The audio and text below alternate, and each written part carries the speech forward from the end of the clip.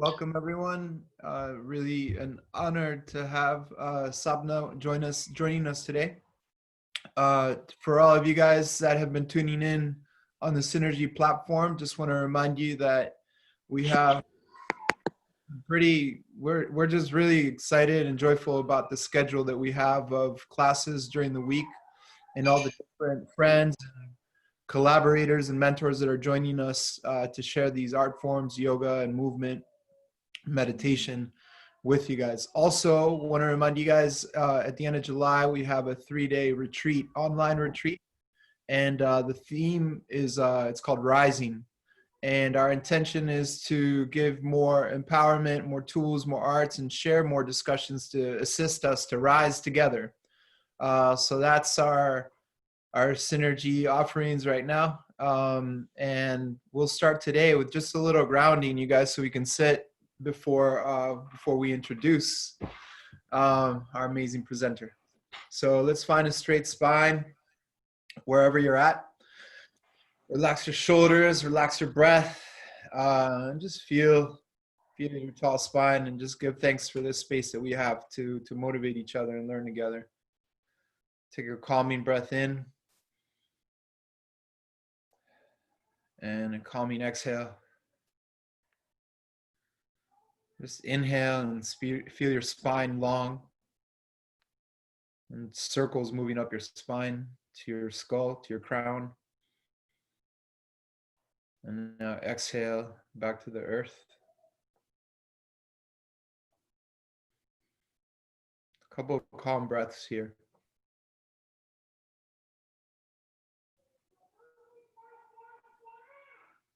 All right. Thank you guys. Sometimes, for me, I do that for myself sometimes because I'm like a kid in a candy store when we're about to get started. Very joyful about what we have going on together and the people that are sharing with us. So cool. Salud. Great. Thank you, Francisco. Welcome, everyone. I'm so glad to be with you all here in this space. This has become such an important ritual for me, and I think people who are part of this Synergy community, which is you all. And so, we have some people who are new to the Sangha, some people who are who've been to multiple Sanghas, and that's really been a special space that we are excited to keep cultivating and creating, this beautiful community, different speakers, different topics, and we've been fortunate to have a lot of elders be able to come into the Sangha. Today, I'm really excited to present a very dear friend of mine, Sapna Chandaria. We've known each other several years, really since I kind of officially moved to Nairobi in 2014 through mutual friends. I think it was Azasati, probably Sapna. In fact, I remember the first party where I remember seeing you. And we won't go into the details of that party, but I made a point to find this great balance of enjoying spaces and having fun and being able to be open and kind of loose and free with each other, and then also bringing our work forward, our healing work. And so Sapna and I have been partnering on a wellness festival called Reawakening the last couple years. And it's been just a really wonderful partnership, similar to the way that I work with Francisco. It's really, there's so much I feel like that's unsaid and unspoken that we really understand each other. And so, I always had you in mind to come on for Sangha, and I'm really excited that you're joining us at this time, even with, you can obviously go into some of the astrological events that we're in the middle of, but at this particular time and with this particular topic. So I'll give a little background. One of the things I love to do is to research people that I know, even my dad, or just find out different information. So I'm going to share snippets of Sapna's bio to give a little background info, things that she might not share in her lecture, in her presentation. So Sapna Chandaria is an intuitive energy healer and a women's empowerment coach. She came into healing as a result of her deep connection to rituals and ceremonies that are connected to the Hindu way of life, which was the religious and spiritual space that she was brought up in. She uses various techniques and modalities in meditation, self-healing, energy healing. And it's through these forms that she really, exploring these forms, that she discovered her own gift for healing. She's also fascinated with the connection between science and spirituality. As a Reiki master, a Theta healing practitioner and teacher, and Akashic Records healer, and a multidimensional healer. Her passion lies in empowering others to create a sacred inner space by teaching them how to know their authentic self and love themselves unconditionally. I'm really excited for this presentation. I feel it's so needed. This conversation is an ongoing conversation. So thank you all so much for joining me, and I welcome Sapna Chandaria and Reawakening, the Divine Feminine. Hi, Sapna. Hi, who's that? Omar. Hey, Omar, welcome, welcome. Wow, thank you. Great, welcome. And thank you all for being here with me today and sharing your time and your energy and your interest to be here and part of this incredible community that Francisco and Salim are creating. Gosh, we're here from all over the world. I'm happy to see Nairobi representing. Thank you, thank you. Yeah, so welcome. Gosh, where do I even begin? I mean, I think right now, again, from my energetic background, I sense, I feel that there's just so much going on, and has been obviously since, you know, the beginning of this year. And a lot of us have been, I guess, trying to figure out our place and understanding all this stuff that's been coming at us from all directions, not only in the physical, but the mental, the emotional, the spiritual. And a lot of my work is based in these spaces of the holistic treatment of who we are, the physical, mental, emotional, and spiritual. And so today, I wanted to present and talk a little bit about reawakening the divine feminine. And, you know, this is such an important energy that's coming through. Salim and I have been talking about this for a while, and just really the understanding of why this is so important to us, especially right now, with everything going on again.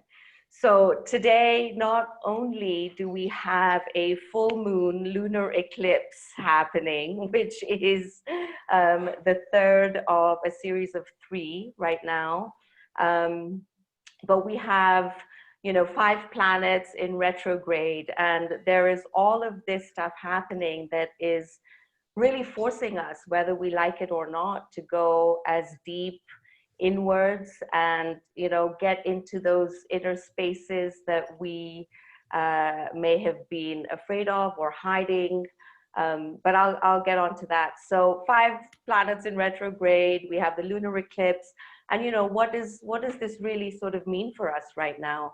The lunar eclipse is really actually an amazing opportunity to close old karmic cycles and really fully heal wounds that we've been carrying for ultimately thousands of years. And this is really where the divine feminine is coming in such a strong position, because let's face it, I mean, historically, the patriarchy have really basically wiped this feminine off the map. I mean, it's been overwritten, we've been removed. I say we because I'm, you know, in this feminine body in this life, but the feminine's really just been removed, literally, from, you know, history and ritual and worship, and, you know, reminding people that we are nature and nature is us, and, you know, taking us away from the natural cycles and the natural rhythms of life and seasons. So in overwriting the divine feminine, what has the patriarchy actually really done? And ultimately, we've been forced to be very much in our heads, you know, very much about the conditioning of the mind. We've been, you know, sort of moving out of the heart space. The divine feminine is very much about coming back to the heart. So you'll hear me talk about this, you know, today. And how can we sort of start listening again with our heart? One of the major things that's happened over, even let's just say the last 1,000 years, it's a long time before that as well, but even just let's say the last 1,000 years, one of the major things that's happened is that time basically in nature moves in a spiral, okay? And as we spread our energy out in our world in this way, it allows us to connect into the timelessness of who we are.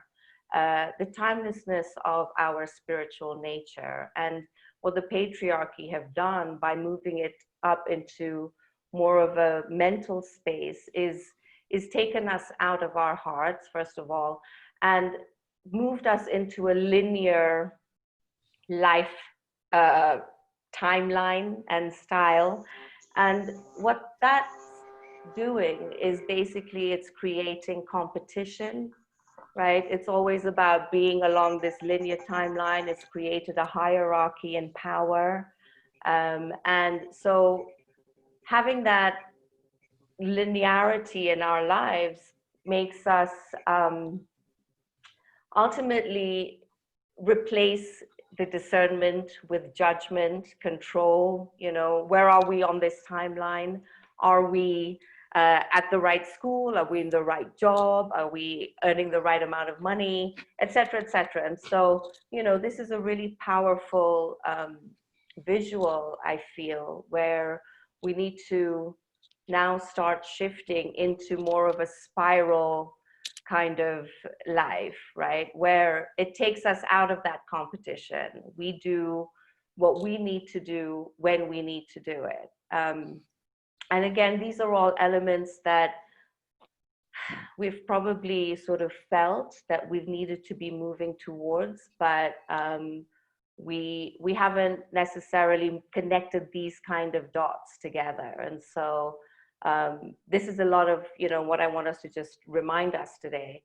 And again, living in this time of the patriarchy, one of its lowest expressions is separation. You know, I'm loving this female feminine representation here today. So thank you all for showing up and just being in this space. But, you know, remember that we, by being separate from each other, we allow for the masculinity and the lower expressions of this masculine energy to come through. Of course, I'm sure, as most of you know, whether we're male or female in this body, we all have the masculine and the feminine in us. And so, you know, what do we have to do even as men? And thank you too for showing up today, to start bringing those energies up. And right now, it's really about the understanding of how these are being expressed in our life. So there's a lot of this energy of having power over others. And, you know, for me, in order to find that balance, we need to start moving into this space of giving power to each other. And, you know, whatever that looks like, ultimately, it's about coming back from this space in the heart, right? So I know Francisco started with a bit of a sort of alignment, but right now I just want us to close our eyes and really just come into this present moment and take a couple of deep breaths.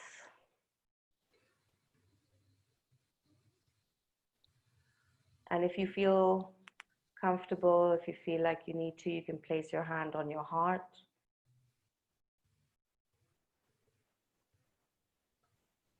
Just, yeah. And just flowing into your natural rhythm of the breath. And now taking your awareness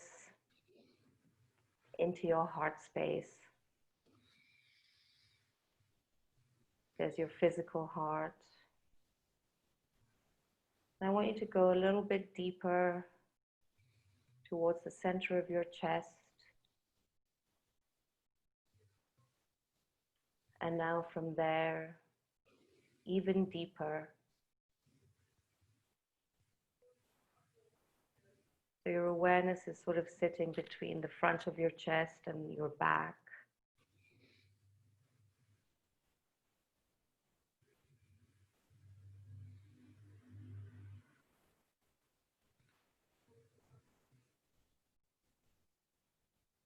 Just feel into that, what's coming up. Connecting into that feminine aspect of who you are.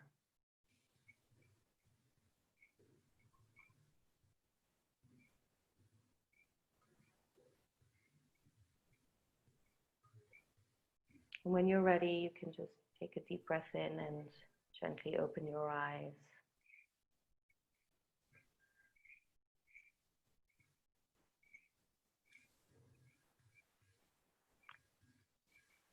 I mean, what a difference, right? You can feel that difference from when we're all just really crazy in our heads, going, trying to figure things out, trying to find answers for everything, and remembering that really that's just all we need to do is close our eyes, using our breath, come into the present moment, and really connect into that heart space. And as you get deeper and deeper, the power that actually lies in that tiny little infinitesimal space is exactly the universe expressing itself through us, right? So how's everyone feeling? Are there any questions yet, or do we, we're good? Yeah, okay, cool, cool, nice. So as I was connecting into this energy of the divine feminine, one of the major sort of, I think, realizations that came through is about actually the number 13. We have spent, and again, we've been told for however long, that 13 is an unlucky number. I love the energy of numerology, so I sort of bring a lot of my work back into that space as well, because there are, again, universal signs that we can be reading through the astrology and the numerology and all these different tools that we're given. And it really blew my mind that the number 13 was something that was, again, totally wiped out of any of our, it became unlucky. And really what happened is that because 13 is so connected to nature, the patriarchy sort of came in and changed that into 12 hours and 12 months of the year and, and 12 zodiac signs. Because again, it was about taking the power away from the feminine goddess, the great goddess that had been worshipped for actually thousands and thousands of years. There's evidence that goes into the worship of the goddess from like 25,000 BC. Women used to own land, women used to take care of the money.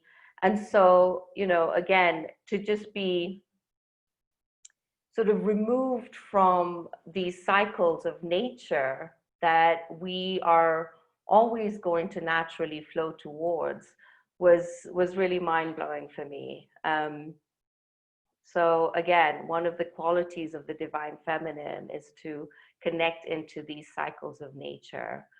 The other thing that came up was really understanding, like, what are the qualities of the wounded feminine, in both men and women. And it's important to understand what these are so that we can understand where we carry the wounded feminine in ourselves. Okay. So, you know, one of the qualities is feeling powerless. The other is feeling unsafe. And the other is feeling rejected, unloved, feeling inadequate, feeling like as if you're a threat or a target. All of this still coming back to a place where we lack self-love. And, you know, we don't trust ourselves, we don't connect into our intuition. So, you know, what are all of these things that are representing where our wounded feminine sits, and how can we become more aware of it? How can we change it so that really we're able then to tap into these parts of ourselves, which are ultimately our shadow. You know, those parts of ourselves that we've denied or that we've repressed or that we've hidden. And they can be expressed in so many different ways, right? Ego sabotage is a massive one, both as men and women, as the masculine and the feminine. We we have this thing that if it's too good, it could be too good to be true, right? So immediately we start sabotaging stuff like that. And then again, that does come from the feminine, because we end up then abusing ourselves in that, we end up hurting ourselves in that, and we sort of think that's okay. But really, I'm here to tell you today, and the universe is telling you in so many different signs, that those days and that kind of behavior really needs to be healed so that we can move into this incredible power that is lying dormant within us, you know, literally. We want to reawaken that part of us that we've lost, that was hidden from us, that was basically just pushed aside as an absolute non-option. I mean, you know, either as a woman, for you to be successful and strong and seen and heard, we had to really step into our masculine energies. And right, I mean, now we really have to sort of come back into that balance, because these are the cycles of the universe, whether we like it or not. Again, how are we also expressing our sexuality in all this? You know, are we open and free and, you know, allowing people to see that intimate part of ourselves, allowing ourselves to see that intimate part of ourselves, you know? This is a sacred space, obviously, and the divine masculine and the masculine have their own issues with sexuality. The feminine, we have our own issues with sexuality, and really just understanding from this place of being able to reawaken this really potent energy in us by simply seeing her for who she is, and not feeling like we need to reject her or we need to pretend like she's not there. And, you know, for me, that again also includes becoming softer with ourselves, right? Allowing our edges to blur, allowing ourselves to feel love, allowing ourselves to receive, whether it's love, whether it's abundance, whatever that may be. These are the qualities of the feminine that help us step into her and own her power even more and more and more. Yeah, any comments? Questions? We're good? Yeah, I mean, I had a question, but I think you kind of addressed it just now. You had said that there's this coming back into balance kind of concept, or rectifying, you know, an imbalance that's there to some extent. So I wanted you to kind of talk a little bit about a little more about what that looks like to you. I think you touched on it. So there's that, and then there's a question for me too around, okay, so there's the personal work of reconciling this imbalance on a personal level, and then there's kind of the external world and like politics and government, and starting to kind of wrap our minds around what this kind of balancing out might look like from that standpoint. And it's not, I mean, that's a huge question. I'm not necessarily asking for an answer, but this is open to everyone, by the way. This is very much a discussion. So feel free, please, to chime in. Yeah. But I'm interested and curious. I think this is part of the work, what we're doing now, what this experience is as a community, as a Sangha. But I am curious about what that external experience could look like, let's say over the course of the next 100 years or a kid's lifetime even, let's say. Sure. I mean, that's actually a massive question, Celine, because to be honest, the patriarchy, has, I mean, it's basically embedded itself into every part of our culture that you can imagine. It's in health, it's in education, it's in finance, it's in religion, especially, right?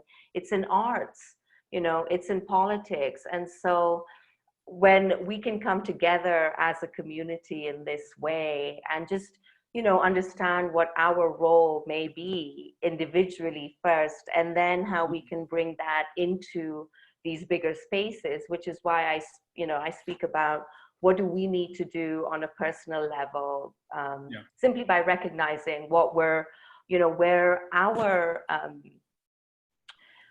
rejection of the divine feminine has come from. And, this is generations and generations worth, right? And so when we recognize that and we're able to just, the awareness of it is already the healing, right? In the awareness of it, we know that we need to just infuse it with love and understand what our role today may be in it.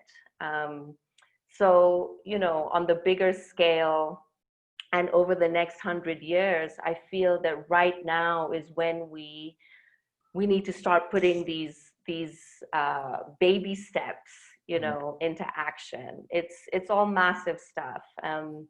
But now, just simply having this conversation is already such a huge healing, I feel, right? People showing up for this, which is just, amazing. Sorry.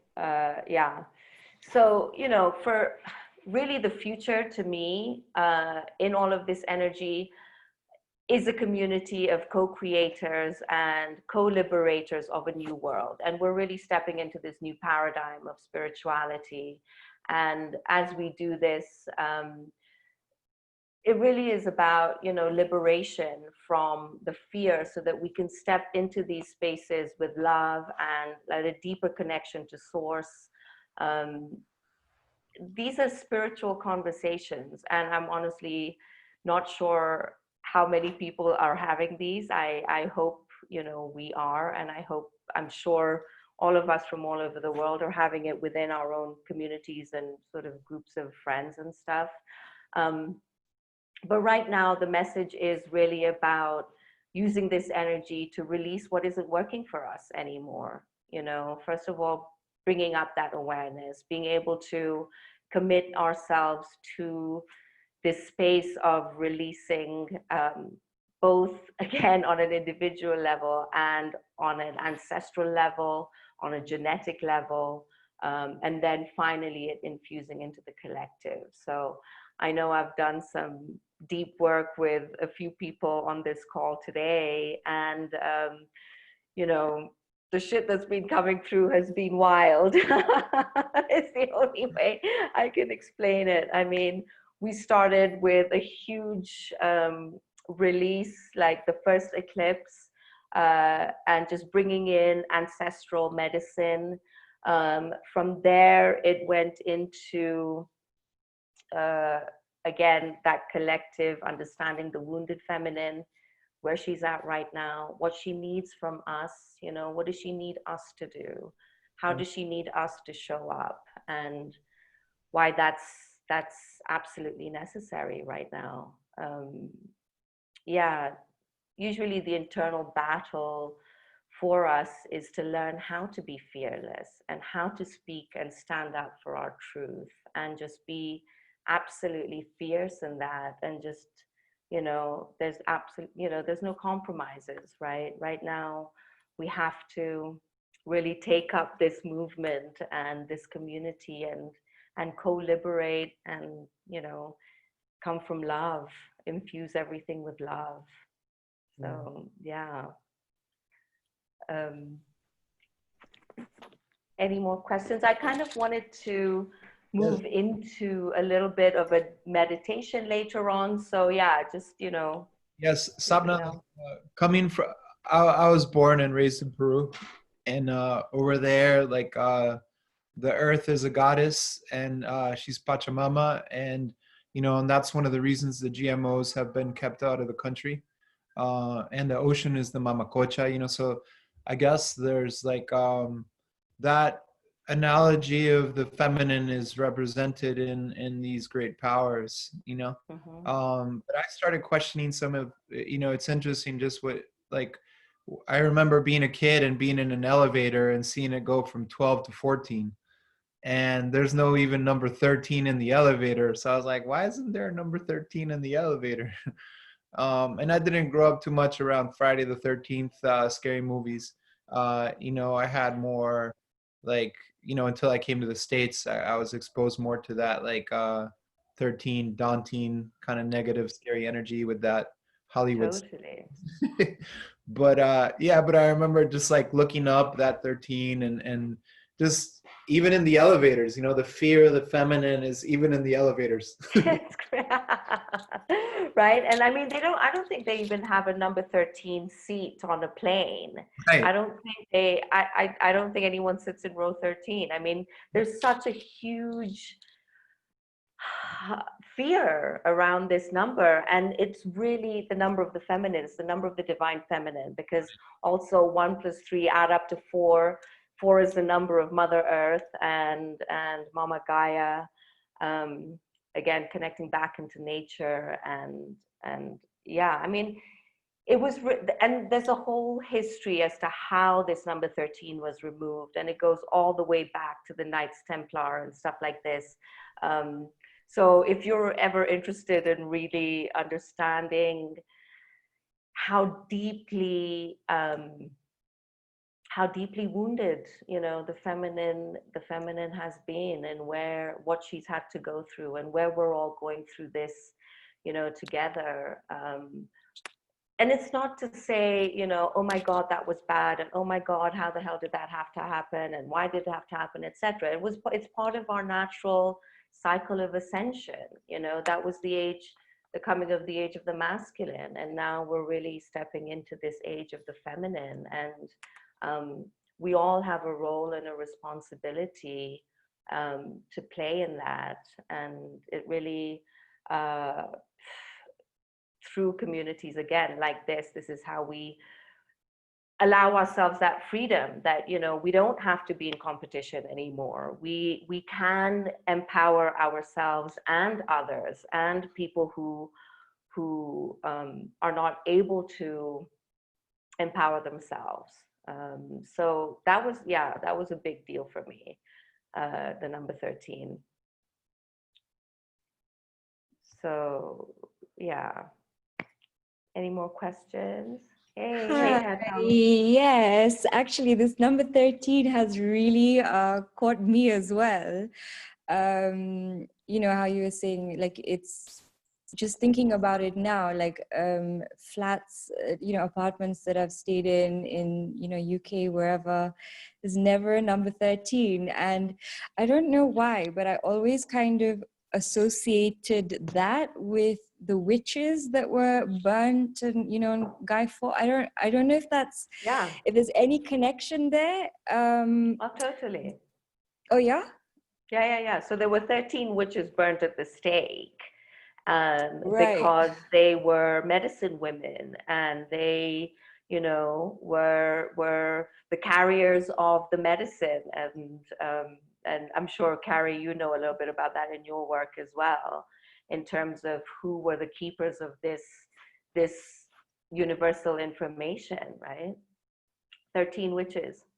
Yeah, so I always, with the witches as well, I always thought that, there must be some kind of, whether it's intuitive power, whether it's, like you're saying, medicinal, but I never really understood. Like, I always thought that was something that was so unfair. And since I'd learned about it in school, it's never left me. It's like, I find that very odd, like right now, especially.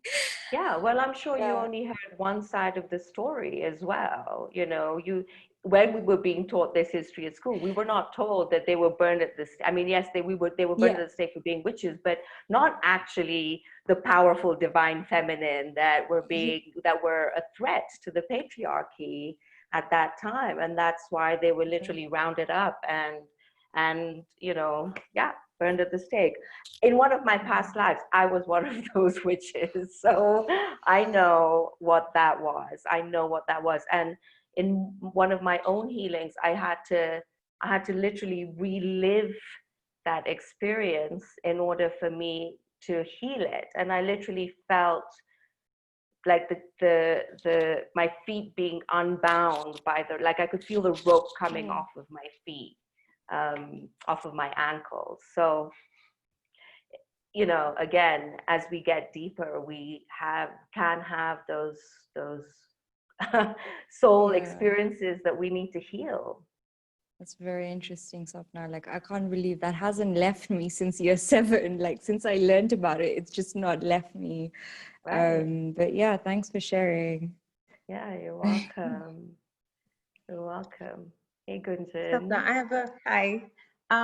In your work with, well, all of us and a lot of other people, what are the most basic, I would call it conditioning, but the most basic qualities of a wounded feminine that you come across that we have to go past? Like personally for me, I would feel, guilt, responsibility, just not trusting our intuition and kind of going with what we've been told from, very young age. But what are those basic, steps that a woman or, the feminine have to go through to even get to this level? Yeah. Those basic foundations. Yeah, I mean, look, one of the biggest basic beliefs, as we talk about how deep we need to get, is rejection.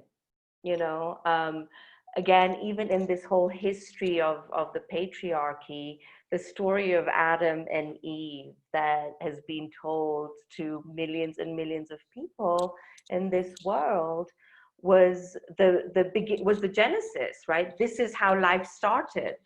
Yet this was written only in 2000 BC or whatever that was, whereas we were already worshiping the feminine 25,000 BC. So, it starts there, okay? And to me, that basic story of rejection of the woman, Eve was the one who ate the apple. Eve was the one who, listened to the serpent. It wasn't Adam's fault. Poor Adam.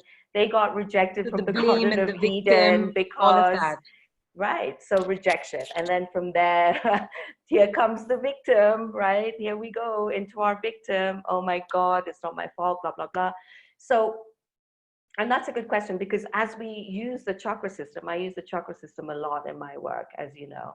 And if we go into each chakra, there are basic belief systems in there that all are connected to the divine feminine, right? So, the sacral chakra is the energy of the martyr, right? And how much of that is the feminine? The solar plexus, the energy of that is connected to the servant.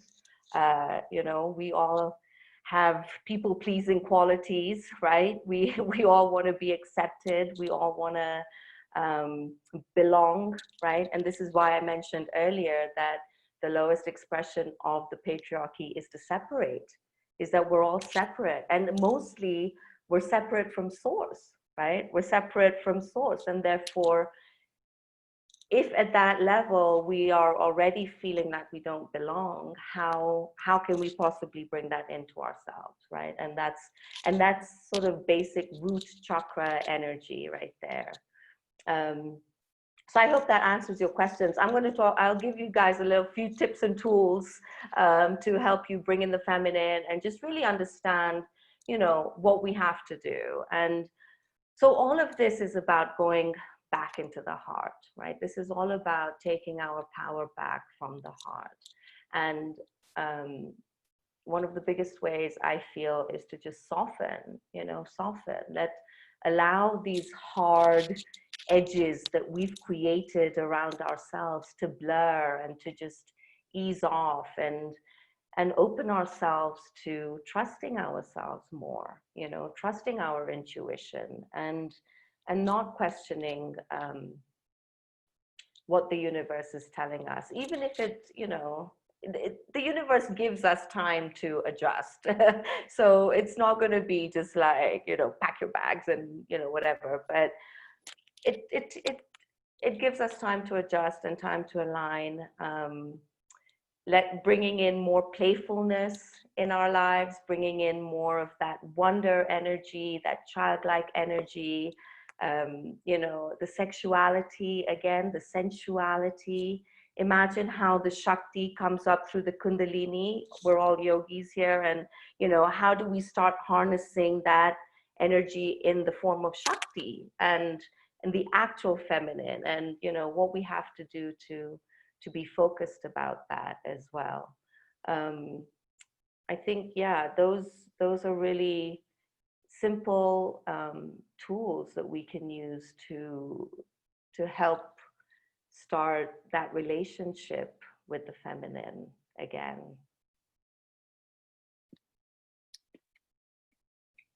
That's great, Sapna.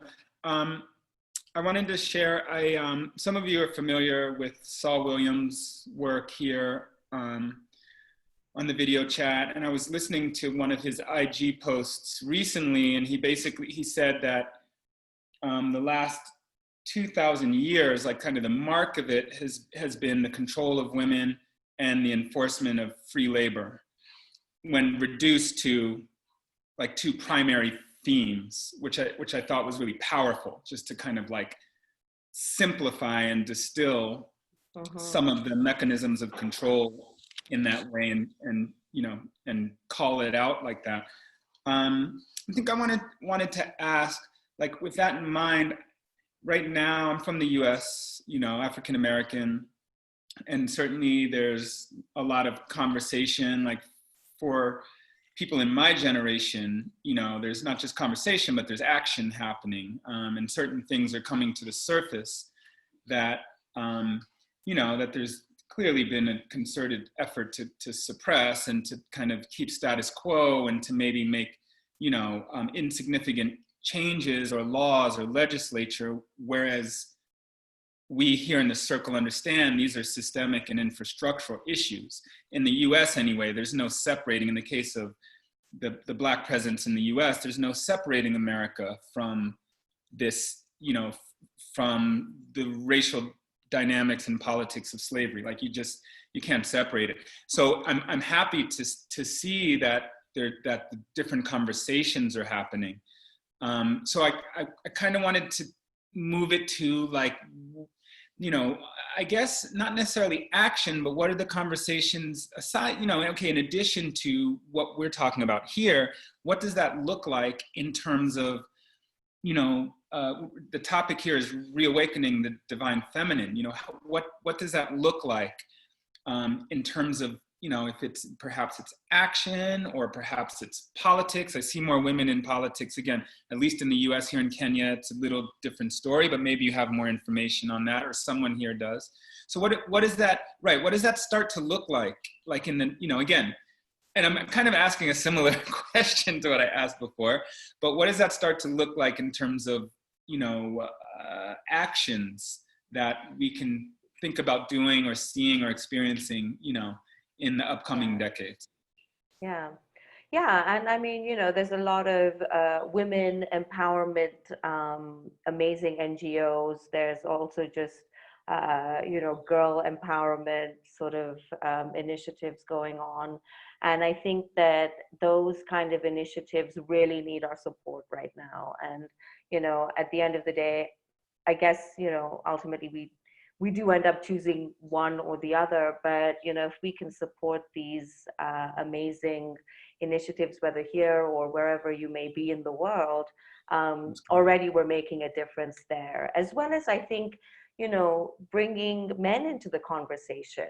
These conversations are not about leaving men out at all, and we're not here to point fingers. We're not here to say we're better than you or we're worse than you, but we're all in this together. We're a community, we're a Sangha. We have to understand these from the masculine perspective as well. Like, what are the things that men need us to be aware of and understand and have compassion for, So I'm sure there are tough conversations, but everyone is in it.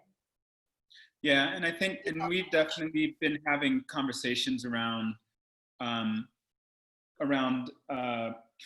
creating spaces for men specifically to have some of these conversations, so that we can, that there's certain things that we do well to suss out, amongst men as well, because this kind of conception of masculinity is a huge issue and problem. In that same discussion, Saul also talked about, he made the analogy, which I thought was brilliant, is that if a stick is like kind of, stuck in the ground, if you're trying to straighten it, if you bring it back to center, it's still going to lean there. So there's kind of this balancing to the other side in order to find the center. Right.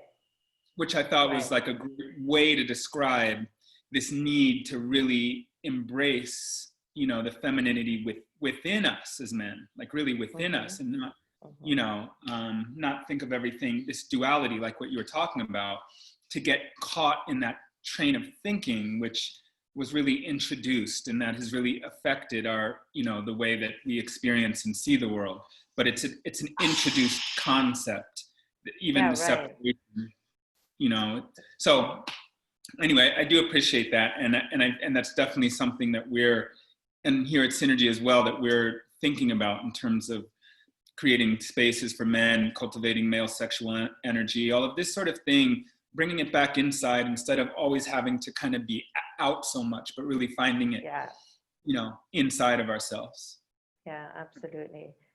Absolutely. And, changing the conversation with our daughters and our sons, and, making sure that they are also not being caught up into these old paradigms of the stuff that we know hasn't worked up to this point, and helping them also have confidence in that and help them speak their own truth. Because actually, none of these kids coming into the world today have those, they already are different. They already want things to change.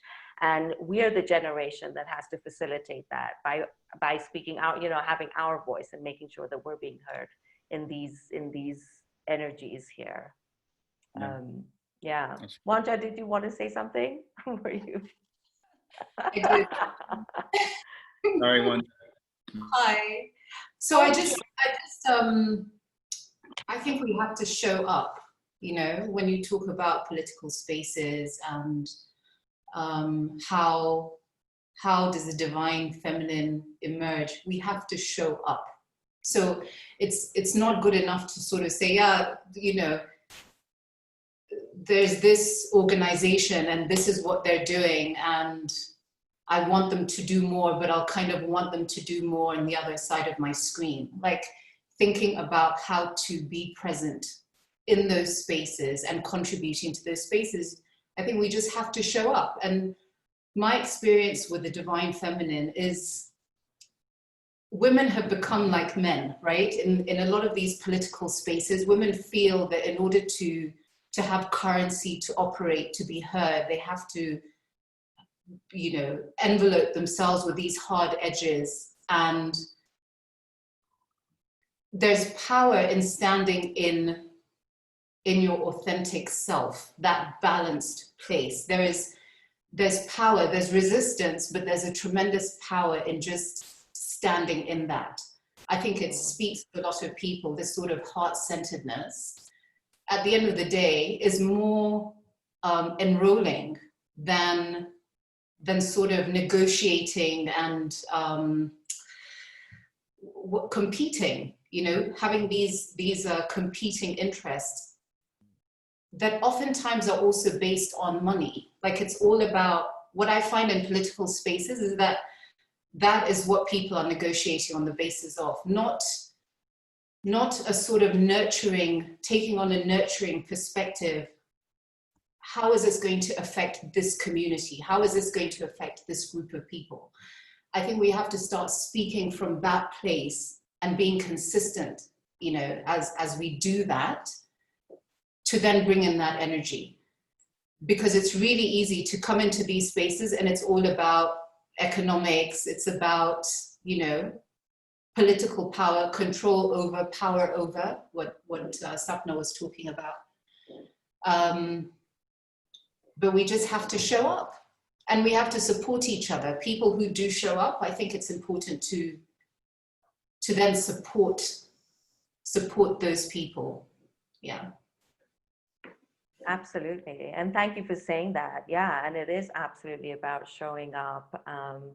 And women need to show up for each other as well. You know, I'm so over all this women pulling each other down and you know, all that competitive nature between us. And it's just unnecessary. There's so much to go around. There's enough to go around.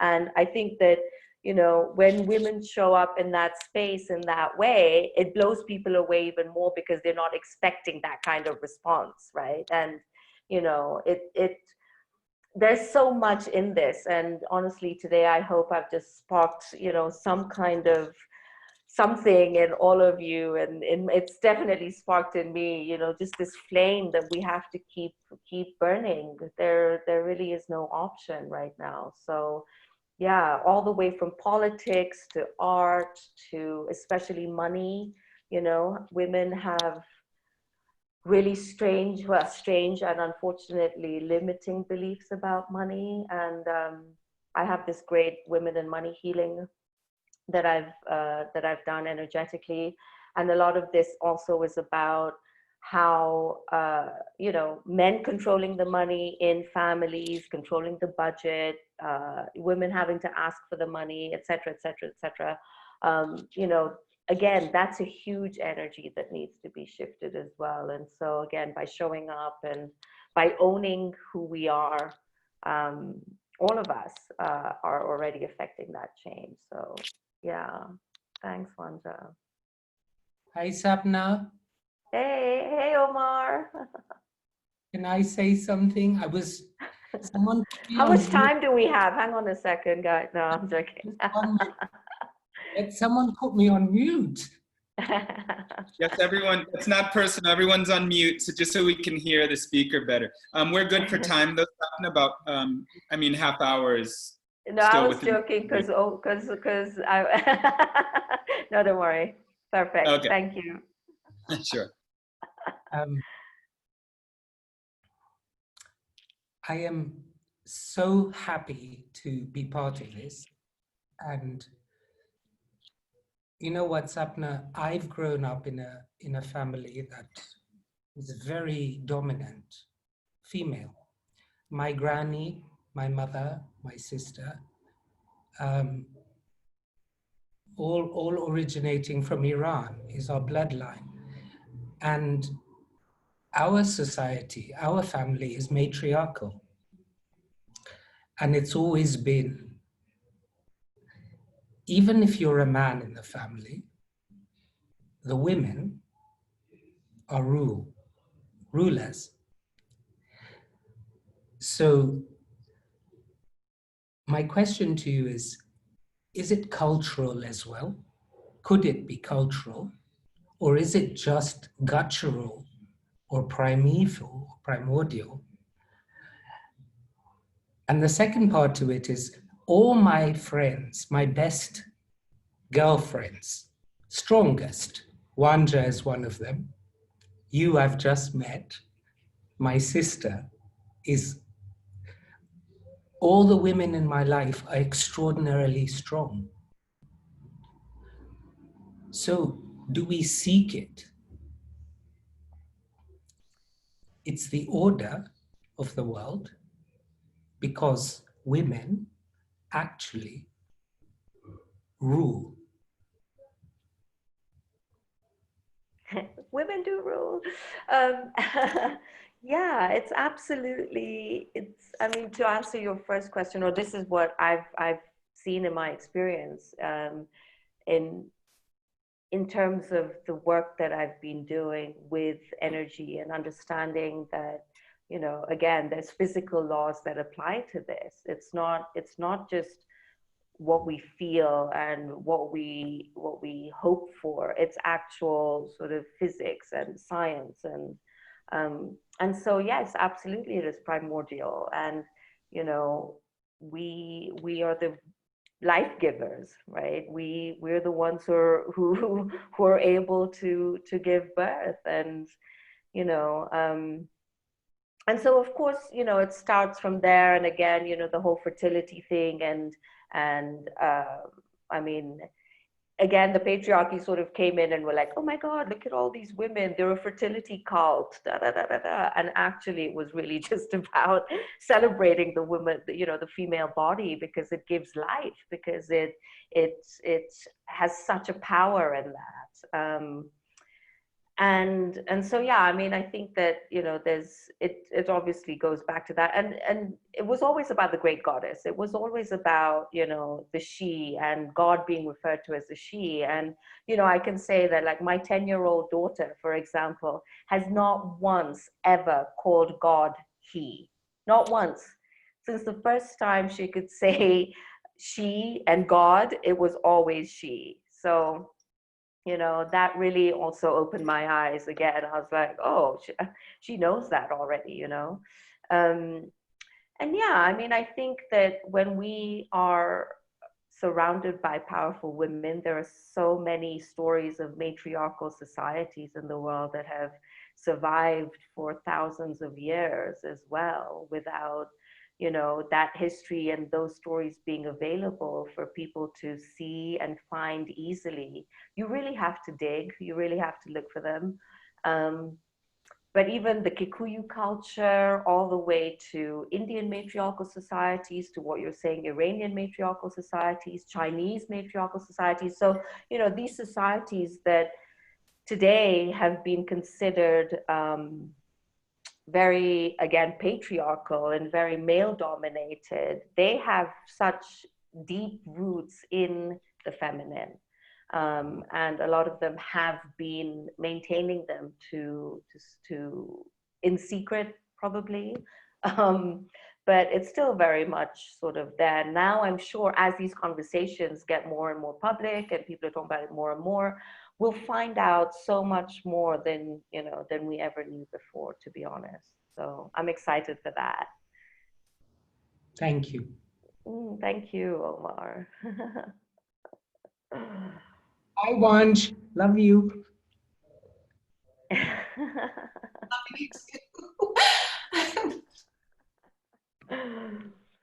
Fabulous. Okay. So I'd love to lead everyone through a meditation, if that's okay. Does everyone have time? I mean, Salim, we're good? Yeah? Yes, absolutely, we're good. Okay, amazing. Um, Amazing. Okay. So Sapna, just one sec, maybe before, I'd love to, I'm kind of a book nerd. You know, I don't know if you have any books that you can share with us later. Maybe you can drop them into the chat, or just let me know, sure. share with everyone any books that would be really good study for us. Yeah, so right now, actually, something that's really caught my eye and I've been really sort of drawn to is this book called When God Was a Woman. And I'll send everyone the details. I'll send Salim the details. I mean, this book was written in 1976, and it's fascinating. And part of a lot of her story in this book was just, you know, this absolutely being blown away by the fact that so much of this feminine history has been literally wiped out. I mean, really, a lot of it, I guess, is oral now. But yeah, it's called When God Was a Woman. I can't remember who it was written by, but I'll let you know. Fantastic. Okay, so. Stone is the author. Sorry? Stone. Merlin Stone is the author. Merlin Stone. Perfect. Perfect, perfect. Okay. So just lightly closing your eyes and taking a comfortable position. So many women here today. This is fantastic. And then.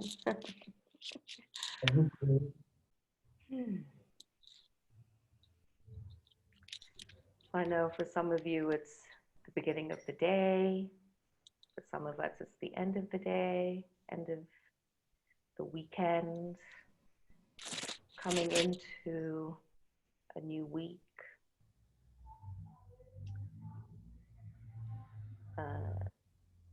As I mentioned earlier, today is the full moon lunar eclipse, and so it would be prudent to harness this energy.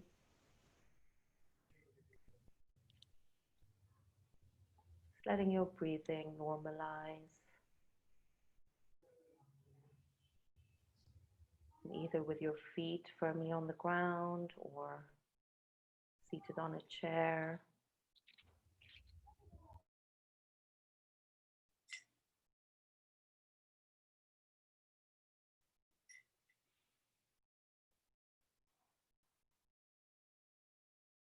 Visualizing a beautiful ball of light, sorry, ball of feet, under your feet or sitting on it.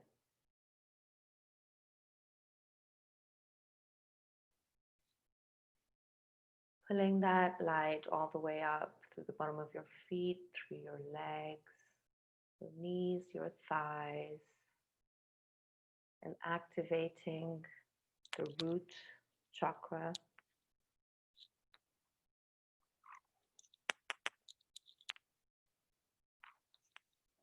Visualizing and allowing for a beautiful rod to connect your root into the center of the earth, the grounding rod.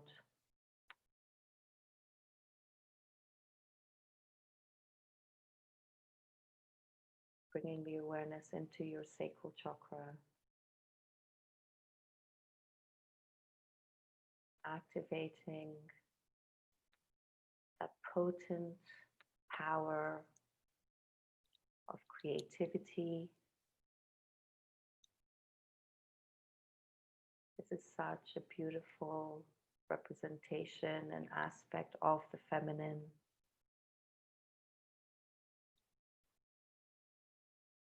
Just letting the energy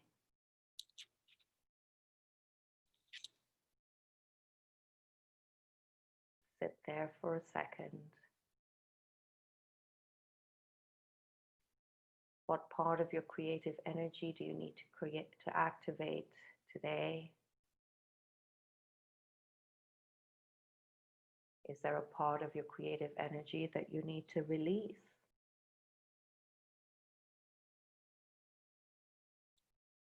Opening it up and making space for the new ideas, new ways to approach relationships.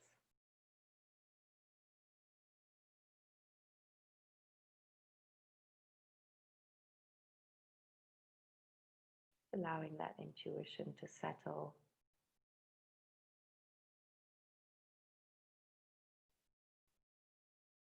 Now, bringing your awareness up into your solar plexus. This is your personal power center.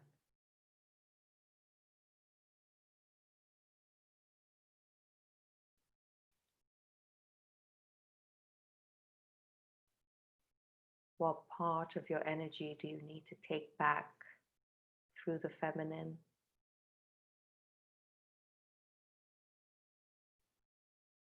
How can she support you?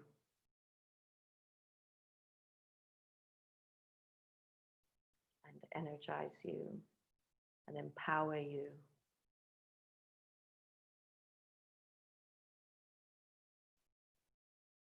Getting that beautiful, powerful yellow energy of the sun.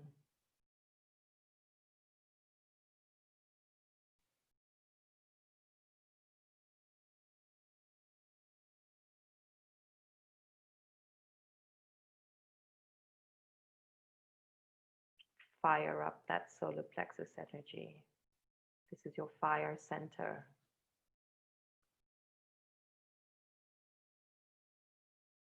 And as this energy is building, bring it up into your heart space.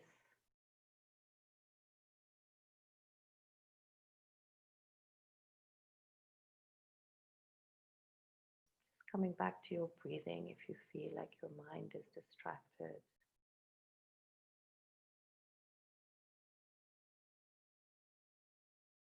The feminine in the heart space is about expansion and liberation.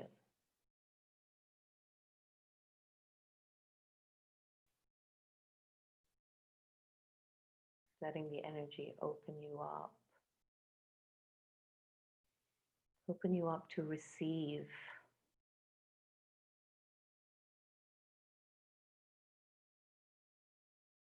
Open you up to self-love, trust.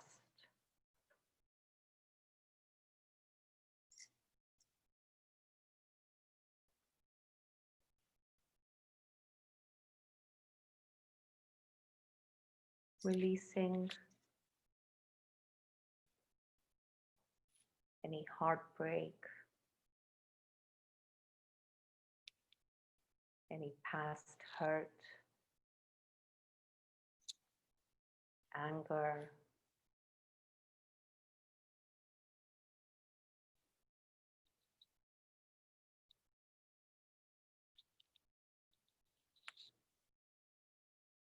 going up now into your throat.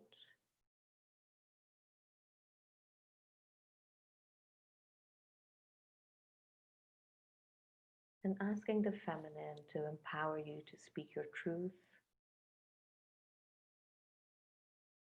to show up, to stand for what you believe in, and to express yourself with the highest energy of sovereignty, self-mastery, allowing the goddess to express herself through you.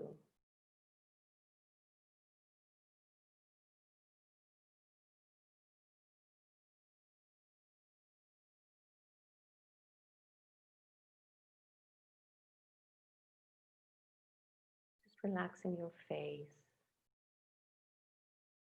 relaxing your jaw, your cheekbones, your forehead, letting the face soften.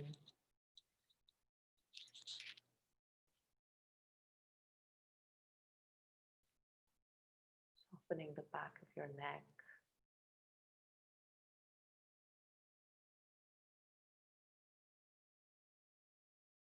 Releasing any tension that may be in the top of your shoulders. Just softening, breathing, exhaling, letting it all go.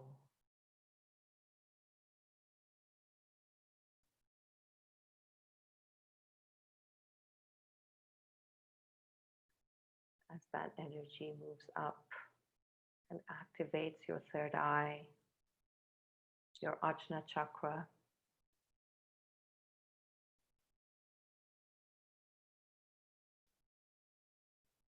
helping you to see with clarity,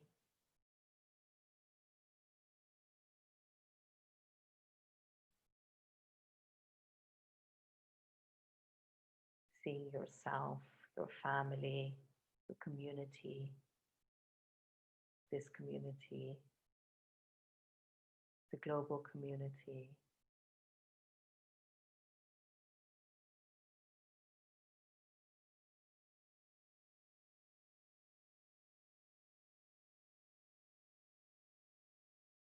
Finally moving up to the top of your head, through your crown.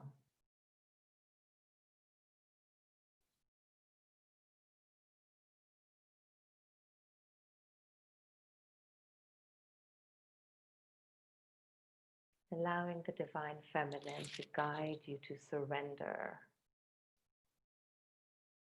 To surrender to divine will.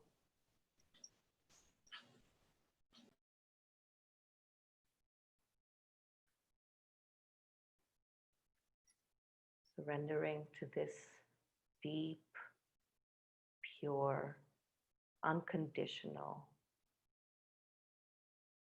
connection to Source.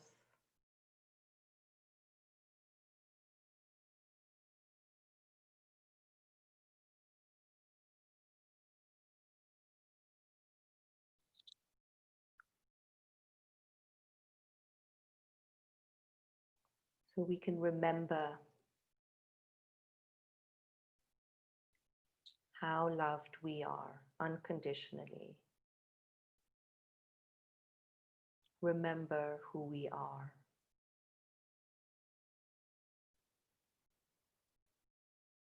Remember the feminine.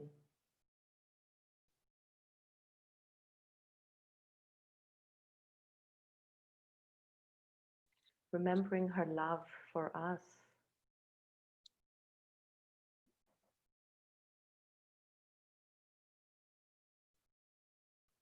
Remembering that we are a community of co-creators.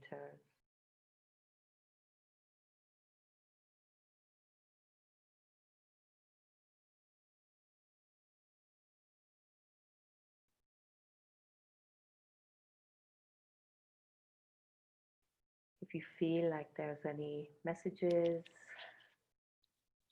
communication from Source, allow yourselves to receive.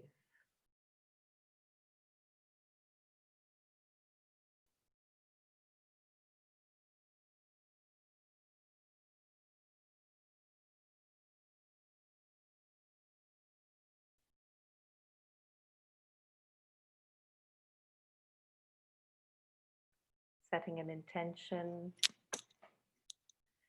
to align with this incredible power of the full moon lunar eclipse today. And just releasing whatever isn't serving you with love, with gratitude,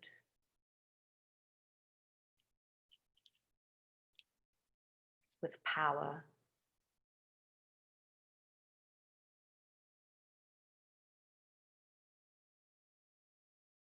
Honoring yourself.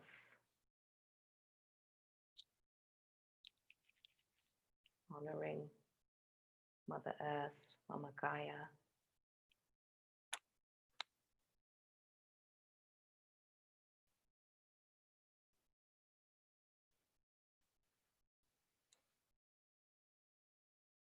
Honoring our ancestors, as well as our future generations.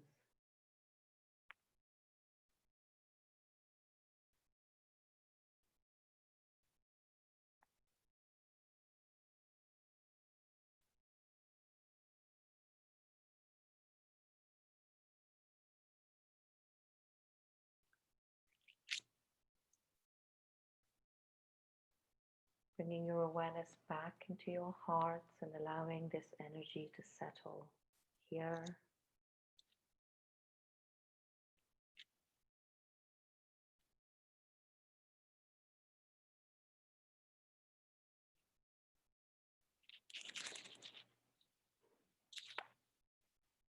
You can take a deep breath in, and when you're ready, you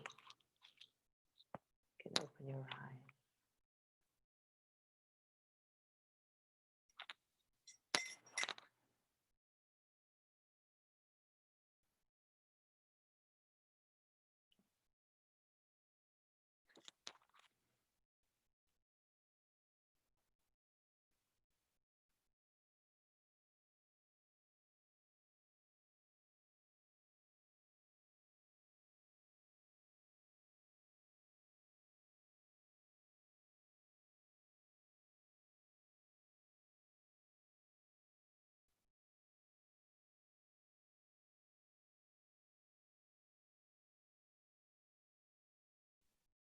Thank you.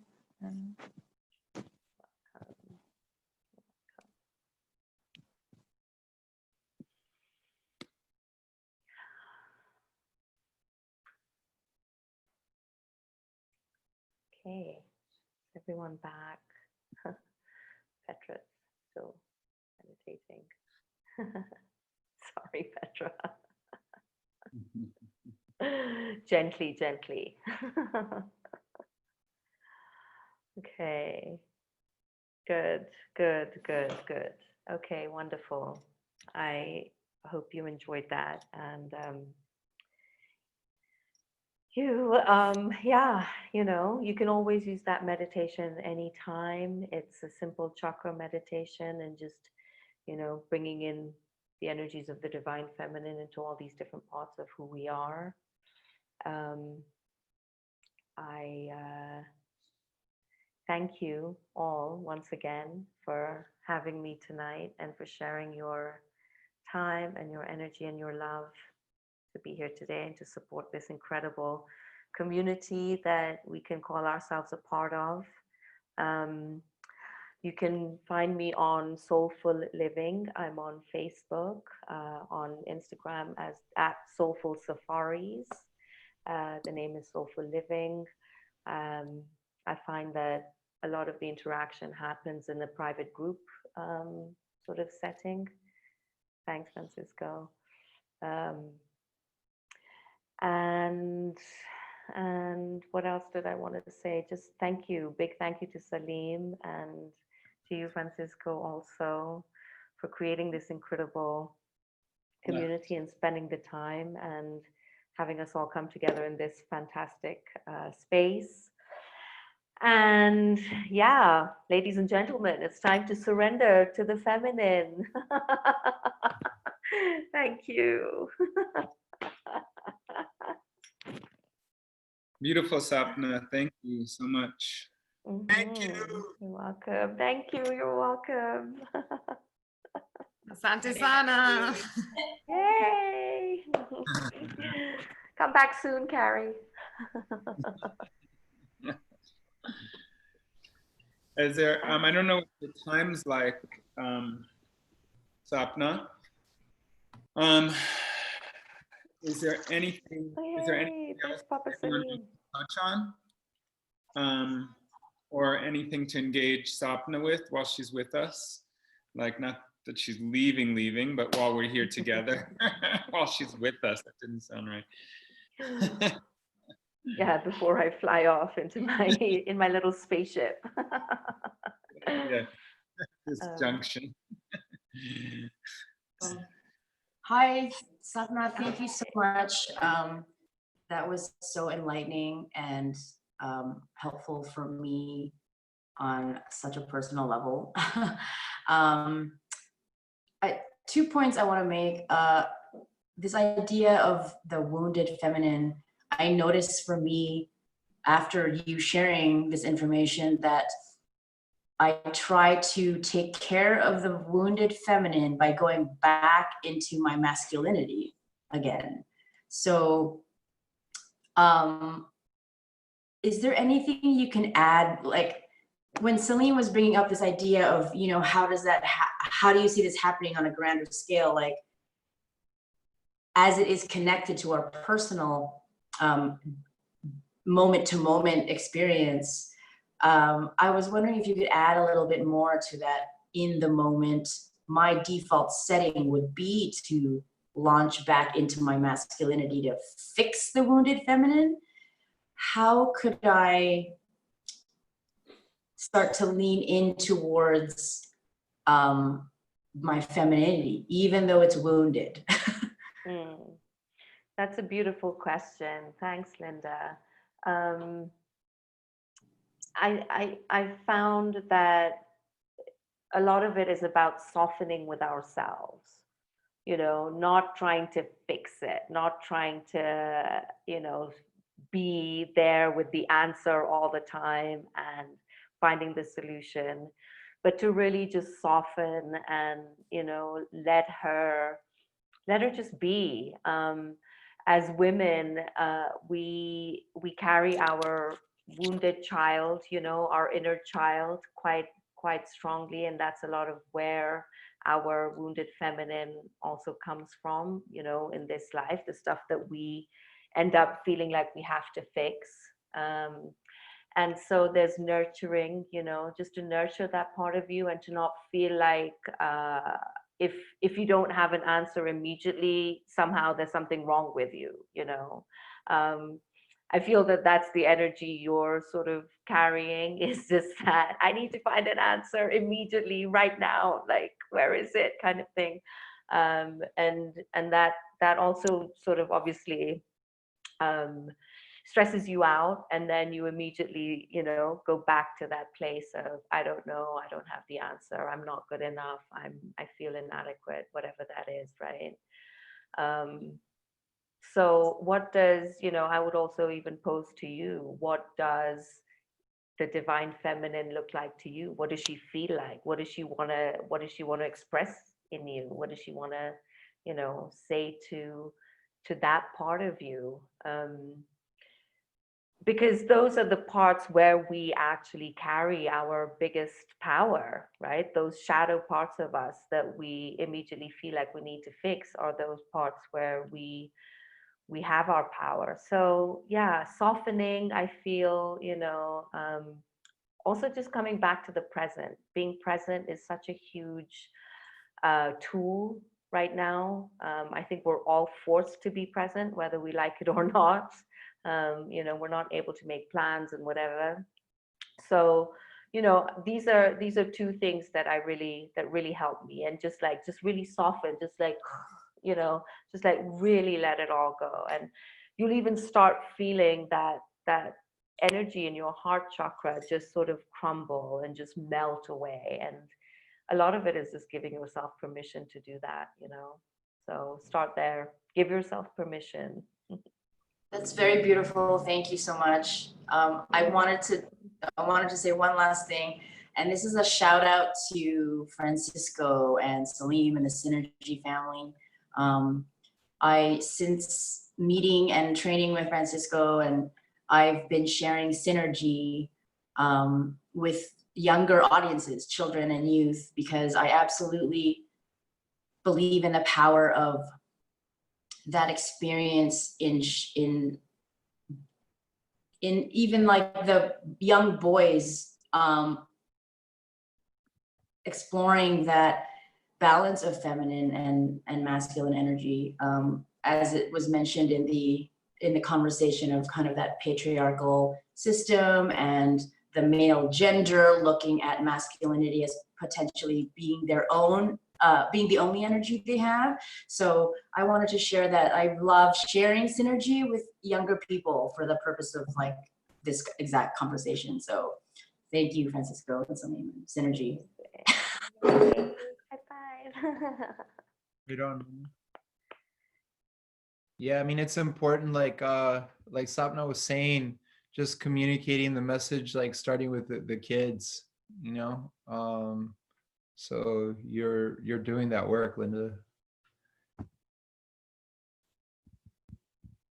I'd like to make a comment too, Linda. I often kind of feel the same thing sometimes, but for me, I really feel like, you know, within my own femininity, there's some masculinity and femininity. So I feel like those desires are also part of who I am as a woman. To me, I feel pretty limited by these words and the language, and there's probably some like, you know, masculinity behind the English language. And I don't know. I mean, yesterday I was with my son and we were playing baseball, and I said, you got to toughen up. And I said it several times, you know, and so listening to this conversation, was that a bad message to send to him? And I'm thinking, no, because while I'm sharing my love as a woman, I'm also sharing my strength. And like, I do want us to be strong and tough. So I'm not associating it anymore with a masculine message or a feminine message. It's my message. It's who I am as a woman with both female and masculine traits. So maybe I'm ignoring my divine feminine, but I think like the energy and that power and sometimes what we call as like a masculine thing is just as much my own and feminine. So I think that like the divine and the ocean can be soft, but it can also be a storm. It can also be a fire. And so to embrace this strength in women, like I'm kind of tired of people telling me to calm down. Like I want to embrace the fire, you know, as part of my feminine energy. So Oh that's yeah, what I wanted to totally. share. Yeah. And I love that. Thank you for bringing that through because, you know, femininity is not about being soft and giving up and, you know, giving your power away. It's about that balance between the fierceness of a mother, yet the sensuality and the sexuality of a goddess, right? And we have all these different aspects of the feminine within us, the mother, the crone, the wise woman, the goddess, you know, we have all of these. And so it's actually really quite beautiful to be able to, say, I'm strong, but I can also be gentle at the same time. And I think that in that wounded feminine, we somehow feel like we can't, you know, speak up or speak our truth or whatever that may be. But that's not even necessarily a masculine aspect, right? Speaking our truth as a woman is not a masculine aspect. It's definitely a feminine aspect. And, you know, I love the character of Joan of Arc for that, for example, and just, you know, going for that direction. So yeah, thanks, Carrie. Sapna, I have a question, and you know, I want to say to Linda that it's very interesting that she's brought this up because when you and I did the work on the wounded feminine, and you know, I always stay in my head and I want the answers and I want them now. So Linda, I know how you feel. I'm just like, what are you saying? I can't feel it in my body. How do I feel soft in my head? So it comes. You know, I've come a long way, and from my personal experience, I can tell you that it does, and when it does, it's so empowering. But to Carrie's point, Sapna, I do want to ask a question because you know that, you know, while I've been doing the inner work and work with you, the feminine for me came, you know, after a considerable amount of time. I mean, I think maybe after a year of us working together. And I think that if it had come before, I wouldn't have any idea what the hell, you know, it was about.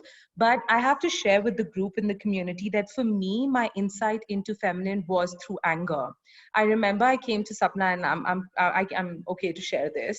I came to her and I said, I don't understand this anger. You know, I don't understand why I feel angry. And her question was, is the anger always towards men or is it also towards women?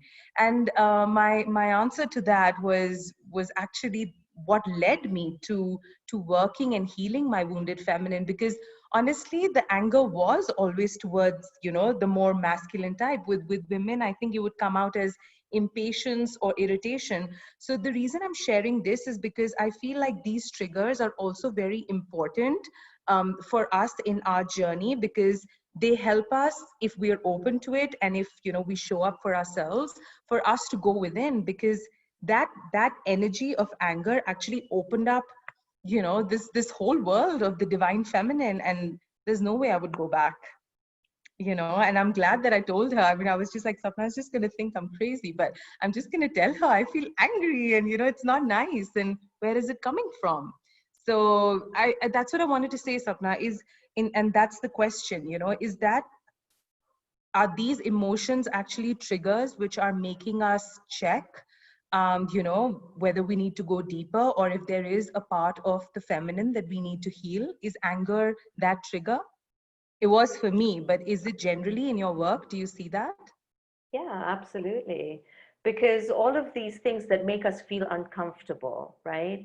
There are these emotions that we carry that make us feel uncomfortable. And, you know, either we're suppressing it and shoving it down and not acknowledging it, or we're allowing it to come up into the surface and saying, oh my God, I don't like this about me. I don't want to be an angry person. I don't want to be a victim. I don't want to be giving my power away. I don't, you know. So absolutely, these are signs that we need to change something, and that, you know, none of us here choose to stay in our anger. We want to understand how to move through it. And that's also the key, though, like you said, is that we have to move through it. There's no going around it, right? We have to do that work. We have to understand why those triggers are there. And energetically, again, if it's anger, it comes from the heart. It means that we have to do some self-love work, you know. We need to find where we're carrying this stuff. And I'm sure it's the same, you know, for men. I think men sort of feel like as if it's okay to not love themselves as much as women have to love themselves. I don't know. It feels like this sort of push and pull.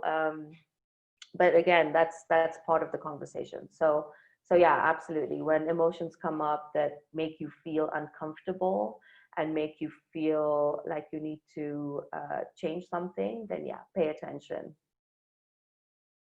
Yeah, and Sapna, you've been instrumental in my work of healing my wounded feminine, at least, so I can maybe move to the collective. So I have to say thank you. Oh, you're welcome, sweetheart. You're most welcome. Something that Carry on. oh, you're gonna say it now? Please. No, I was just gonna say to Carrie as well. Thank you. Like that was actually a really good perspective for me, because sometimes I feel that there is that power within me, but I'm afraid to let it out, if that makes any sense. So that actually was quite empowering to hear. So thank you. Yeah, it's a scary feeling sometimes, just not knowing how powerful you can be as a feminine. Yeah, so I think I'm still kind of balancing between that. Like, I'm afraid what might unleash. Yeah, and that does happen. I mean, it does happen. I would say that it sometimes can, you know, spiral out, but that's that balance of still trying to get to those goals, but then to harness that energy, you know, without my voice quivering when I'm in these when I'm fighting for what I want, for what is strong. It can get emotional where it's too much, you know. It's like, so it's like, how do you direct the storm, you know? How do you clear through stuff with love and strength, you know? So Sapna's got more of the answers, but I can at least express that like I'm just feeling more empowered to say I'm angry, or to say that that I'm not just, that everything's not just peaceful and lovely. And that while I feel that energy, that's where it comes from, right? Because I want love, and I want community, and I want people to be taken care of, which stems from a very feminine desire. So when I see injustice and I see the family not taken care of, I'm enraged, and I'm okay with that. Like I should be. I feel you. So, but you don't want to lose Crazy. the direction. Not crazy. I don't even like that word anymore. Kind of. But yeah, you want to stay on the path, right? You want to get to the results. You want to reach the people that you're trying to impact, and not get so caught up in this like swirl, you know. With that emotionally, I guess. Yeah, so have that centering yourself in a better way. But it's interesting with power as well. Like, you know, it can go like we're saying, with that emotional, and it just like blows up, or how to, like you're saying, how to harness that power in a better way, so you can do it with love, like Sapna would say. Yeah. And I think the language thing is really interesting to me when I've looked at like emotional intelligence and stuff, and they just say that our language is so limited in words of how to express our feelings. You know, it's sad, happy, angry. It doesn't even begin to address the complexity of emotions. And so I'm really quite fascinated by, I would love to like someone to develop a better, list of words, and probably in other languages that do have more history through matriarchal societies, I bet in the language there's more expression of emotions, maybe. Yeah. Right. And it is it's fascinating to go into that part of the language as well, because a lot of it is the body language, not just the words that are spoken. And again, this is something that I would love to see the feminine being expressed as, is just in the body language, and not this explosion of emotion. But again, we all know that this is where the work comes in. This is where we start coming more from that place of self-love. And so, yes, it's good to be enraged because there's injustice around us. But, at the same time, how do we shift that into love? How do we raise that vibration? How do we move higher so that we can also come into a community that, where people are suffering with injustice, but be calm and centered, as you say, Hazel, in that as well. So that's the strength of the feminine as well. Yeah, true. Thank you so much. I'd like to speak for the echo of that happened from the last Sangha led by Tumuna Lealoha, the Queen of Hawaii. And she is the hula kuna, which is like the master hula. He preserves that dance and the language from that culture. And just her presence of a queen is very evident if you go kind of move in that culture. But she spoke about channeling the mana, Carrie, which is a little bit, how do we, that harnessing that mana, that life, the prana, like all this emotion, this energy that we have. And, just to echo what she said and what's being repeated here, one thing that we've been trying to observe is the current Sunday Sanghas, what's being echoed from every Sunday.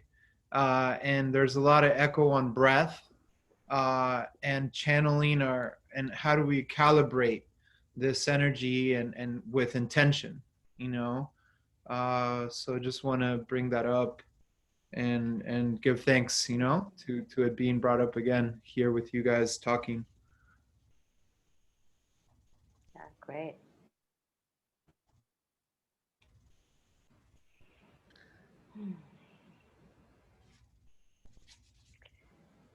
Yeah, well, Salim. So I think what we'll do, we're gonna close out the recording. I wanted to capture these last pieces. Again, I don't know what your time frame is like, but oftentimes we stay on a little longer for folks who want to continue to chat and build on the conversation. But we'll officially close the recording piece right now. And a big thank you for everyone for coming, for showing up, for participating. A huge thank you to Sapna Chandaria. Her social media handles are on the chat, so please, if you are on IG, then follow her, check her out. If you're in Nairobi, then you already know. If you're not, then there's extra incentive to come visit us over in this part of the world. So thank you so much for joining and participating. Thank you, Sapna. We'll close the recording now, and we can continue. Oh, I think Fran, I think you actually, because my screen froze, so you have to end the recording on your side. Awesome. I believe.